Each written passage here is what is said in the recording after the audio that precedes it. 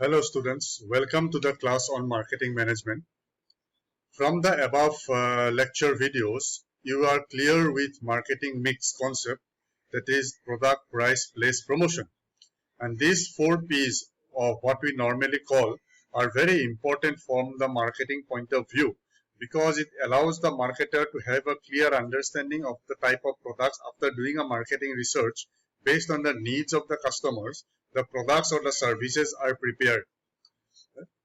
Then those products are quoted with a particular price as per the purchasing power of the customers.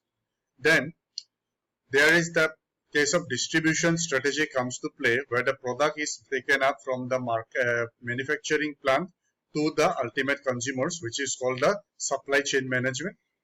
And the last part is the promotion, which is the advertising, public sales or promotion schemes taken up by the organization and the company to make the customers aware about the particular product, as well as to attract the customers towards the particular product and service.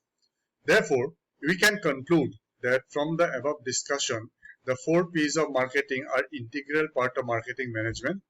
A careful understanding of the 4 P's are essential for a marketer to develop marketing strategies. So, a proper understanding of the marketing mix allows the marketer to develop marketing strategies and survive in this competitive environment.